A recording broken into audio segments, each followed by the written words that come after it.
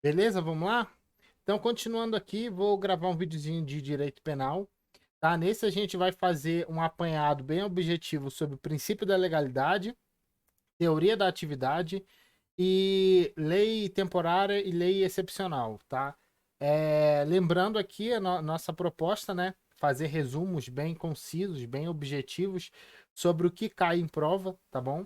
Para você estar fazendo uma revisão antes da prova ou até mesmo estar consultando esses resumos antes de pegar a matéria mais aprofundado para não ir no escuro, né, ver a matéria, ou para você revisar antes do edital, tá? Então vamos lá. Para o vídeo não ficar muito longo, vamos dar início aqui. Princípio da legalidade. A lei diz no artigo 1º do Código Penal: não há crime sem lei anterior que defina, não há pena sem prévia combinação legal, tá? Esse texto é o que retrata o princípio da legalidade no Código Penal. Dentro desse princípio da legalidade se desdobram outros três princípios que estão aqui dentro desse artigo 1º, tá? O princípio da reserva legal, o princípio da anterioridade e o princípio da taxatividade. A gente vai estar falando um pouquinho sobre cada um. Então, o que, que você precisa entender agora? O princípio da legalidade, que está expresso no artigo 1º, né? Não há crime sem lei anterior que o defina, não há pena sem prévia cominação legal. Dentro do princípio da legalidade existem três princípios: reserva legal, anterioridade e taxatividade. Quando a gente diz que não há crime, fica subentendido que também não há contravenção, tá? Ou seja, não há nenhum tipo de infração. Tem lei, ou seja, fica subentendido que é sem lei em sentido formal, que a gente vai estar falando lá na frente, que o defina e não há pena e medida de segurança sem prévia combinação legal. Por que, que eu trouxe isso daqui? Porque se o artigo 1º fosse estar escrito certinho como ele é na prática, ele deveria estar escrito assim, tá? Não há crime ou contravenção sem lei, em sentido formal, que o defina, não há pena e medida de segurança sem prévia combinação legal. É assim que deveria estar o texto, tá? O primeiro princípio que a gente tem dentro do princípio da legalidade é o princípio da reserva legal. Ele diz que apenas lei em sentido formal pode combinar sobre assuntos de direito penal, ou seja, criação de crimes, né, e medidas penais, né, criação de pena. Quando a gente fala lei em sentido formal, a gente está falando lei ordinária e lei complementar. Tá? É muito comum vir em questão de prova dizer que, por exemplo, o decreto pode versar sobre direito penal ou sobre crime. Ou medida provisória, né, já que é feita pelo presidente, pode versar sobre crime. Não. Medida provisória não pode, decreto não pode, emenda constitucional não pode, lei delegada também não pode, tá? Versar sobre direito penal. Então, o princípio da reserva de legal diz que apenas lei em sentido formal pode combinar sobre crimes ou sentenças. Lei ordinária e lei complementar. Não pode esquecer isso. Outro princípio que está dentro do princípio da legalidade é o princípio da anterioridade. Esse princípio fala que a lei deve ser anterior à conduta, ou seja, eu não posso ser punido por alguma coisa se no momento em que eu cometi aquela ação, aquela conduta não era crime. Então a lei, a tipificação daquele crime tem que ser anterior à minha conduta.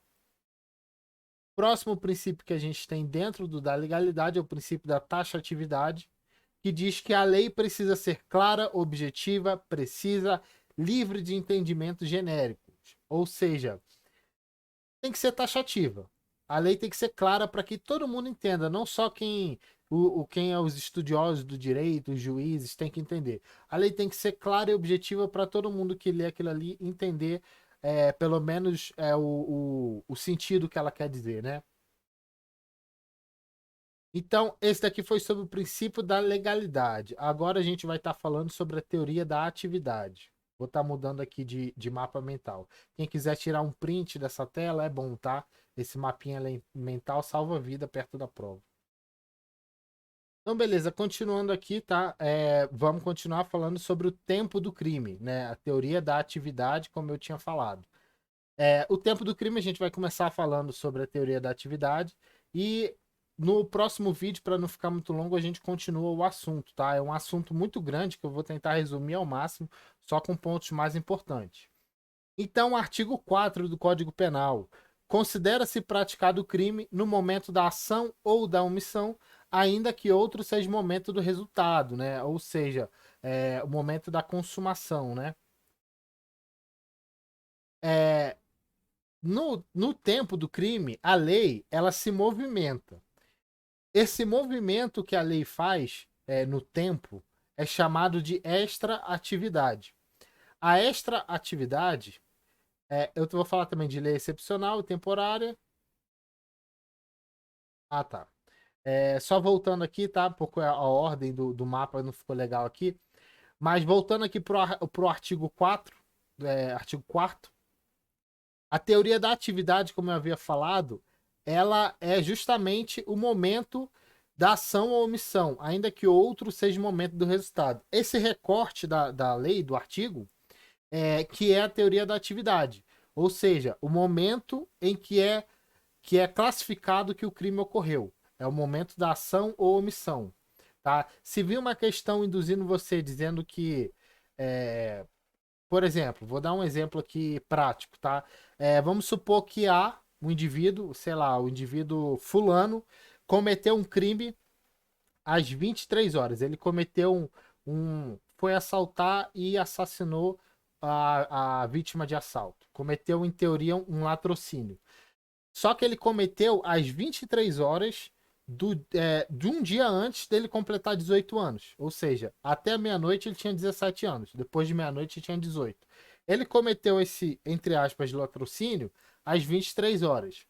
Então a pergunta é: o fulano cometeu latrocínio ou um ato infracional, que é o que menor de idade comete, análogo a latrocínio? Como o próprio Código Penal fala, né? A gente adota a teoria da atividade, que o crime foi cometido no momento da ação ou da omissão, ainda que seja em outro momento a consumação do crime ou o resultado. Então, nesse caso, o fulano cometeria ato infracional análogo a latrocínio e não o crime de latrocínio, certo? É muito importante isso porque as provas costumam é, te confundir, tá? A teoria da atividade, mais para frente a gente vai ver a teoria da ubiguidade, tá? A teoria da atividade ela versa sobre o tempo do crime e o lugar do crime é a teoria da ubiguidade. Mas mais para frente a gente vai estar vendo. Então, voltando aqui. Como eu falei, a lei ela se movimenta no tempo. Essa movimentação que a lei faz se chama extra-atividade, tá? A extra-atividade pode ser uma ultra-atividade ou pode ser uma retroatividade. Eu vou falar também do abolitio criminis posteriormente, tá? Então, vindo aqui primeiro para ultratividade, como eu coloquei uma setinha para frente, né? No caso, para a direita para frente. A lei nova, sendo mais maléfica para o réu, não age para fatos anteriores à sua criação. Ou seja, a lei anterior, mais benéfica, vai ultragir, vai viajar no tempo para o momento presente. Eu vou dar um exemplo concreto, tá? Vamos supor que exista um crime em que a pena do crime seja de 5 a 10 anos. E aí o fulano cometeu esse crime quando a pena era de 5 a 10 anos. Na demora do trânsito em julgado, conforme o processo foi rolando, a lei mudou. A lei passou a ter uma pena de 20 a 30 anos, bem mais grave, correto? E o réu, o fulano, teve o julgamento dele depois que essa lei já estava em vigor. O que vai acontecer? A lei anterior, que é mais benéfica, vai viajar no tempo e vai para o futuro, para o julgamento do fulano, como se ela ainda não tivesse sido modificada, porque ela é mais benéfica e ela foi do tempo em que ele cometeu o crime. Então ela ultra agiu. A lei anterior viajou no tempo para frente. Ela ultra agiu por ela ser mais benéfica, tá? Porque o réu ele é sempre beneficiado com a lei mais benéfica. Então, se a lei anterior é mais benéfica, ela vai ultragir para frente. Se acontecer ao contrário, que é a retroatividade, como a gente vai ver agora, como eu coloquei a setinha, né, para trás, a lei nova, sendo mais benéfica para o réu, vai retroagir no tempo e ser aplicada ao fato passado, como se na época ela já existisse. Ou seja, nesse exemplo, vamos supor que quando fulano cometeu o crime, a pena era de 20 a 30 anos, bem grave. E aí, com o passar do tempo, a lei muda e passa a ser de 5 a 10 anos apenas esse crime, a pena desse crime. O que vai acontecer? Mesmo no tempo que ele praticou o crime, a pena sendo mais grave, aquela lei benéfica vai voltar no tempo, como se na época que ele cometeu o crime, a lei benéfica já existisse, mais benéfica já existisse. Então ela vai ser aplicada, certo? É só pensar assim, se tiver na dúvida, pensa, o que é o melhor para o réu? O que vai beneficiar o réu? Vai ser o que vai ser aplicado, tá? Se é uma lei mais antiga, vai ultragir para frente. Se é uma lei mais recente, ela vai retroagir para trás, tá? O próximo aqui que eu vou falar é sobre o abolitio criminis, tá? O abolitio criminis, artigo 2º do Código Penal. Ninguém pode ser punido por fato que lei posterior deixa de considerar crime, cessando em virtude dela a execução e os efeitos penais da sentença condenatória. Parágrafo único desse artigo 2º ainda, tá? A lei posterior, que de qualquer modo favorece o agente, favorecer o agente, aplica-se aos fatos anteriores, ainda que decididos por sentença condenatória transitada em julgado. Foi o que eu falei, né? Sempre vai ser aplicado a lei mais benéfica, sempre. E eu coloquei aqui, sempre se aplica ao réu a norma mais benéfica. Tem que sempre lembrar isso, tá? E essa lei mais benéfica ela vai ser aplicada mesmo se a pessoa já estiver presa ou se ela ainda estiver respondendo. Se a lei mudou e é mais benéfica, vai ter que reformular tudo. Até de quem já estiver preso vai ter que reformular a pena daquela pessoa, tá? No caso do abolitio criminis, que é o que a gente está falando agora, né? O crime deixou de existir, né? Ele foi abolido, abolitio criminis, abolição do crime. Então, se a pessoa tiver presa por um crime em que o crime deixou de existir, houve um abolitio criminis, aquela pessoa é solta imediatamente, tá? É importante dizer que o abolitio criminis, ele apaga todos os efeitos penais daquela pessoa. Reincidência, maus antecedentes, ficha policial, tudo. Mas ele não apaga os efeitos civis. Então, se a pessoa tiver, que no caso seriam os efeitos extrapenais, né, que são fora da esfera penal. Então, por exemplo, indenizações civis ou responder em caráter administrativo, dependendo da situação, não se apaga com a abolitio criminis, é só os efeitos penais, tá? E é importante dizer que, segundo o STF, isso é fresquinho, tá? O abolitio criminis ele pode ser determinado por decreto ou por resolução, tá? Então não precisa ser necessariamente por lei ordinária ou lei complementar. E eu coloquei aqui um IPC bem grande sobre a súmula 711 do STF, que fala sobre o abolitio crime, sobre o crime continuado ou crime permanente, aliás. Ou seja, quando a pessoa, qual norma a gente vai utilizar em casos de crime continuado ou crime permanente? Isso é muito importante, cai muito em prova. Em caso de crime continuado ou de crime permanente, que é aquele crime que se propaga no tempo, por exemplo, sequestro, né? Extorsão mediante sequestro ou sequestro.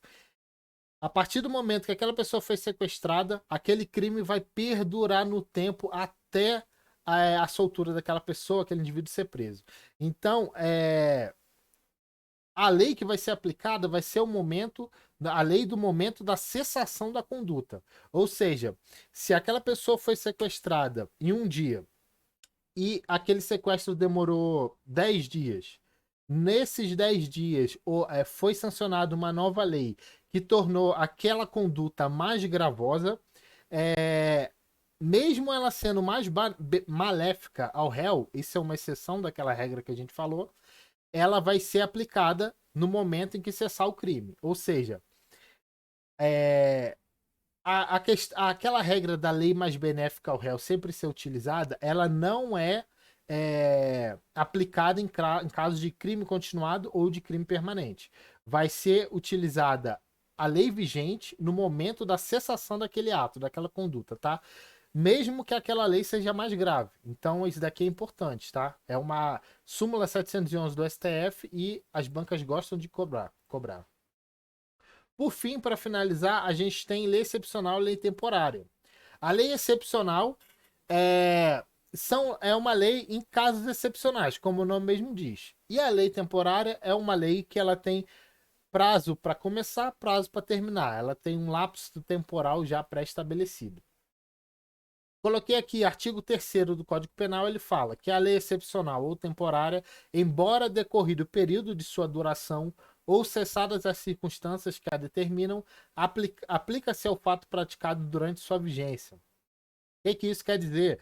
É que se a pessoa cometeu um crime durante a vigência, aquele crime da lei excepcional ou da lei temporária, aquele crime que versava, mesmo depois que aquelas leis não existem mais, porque elas são autorrevogáveis, a lei excepcional, depois que encerrou aquele período de anormalidade, aquela excepcionalidade que ela foi criada, ela é autorrevogada. A mesma coisa a lei temporária. Ela tem um prazo, né? Vamos por exemplo, 60 dias, depois daqueles 60 dias ela é autorrevogada. Mas quem praticou o crime no período daquela vigência dela, mesmo depois que ela foi revogada, ele vai responder por ela, normalmente. Não vai ser aplicado a abolitio criminis nesses casos, tá?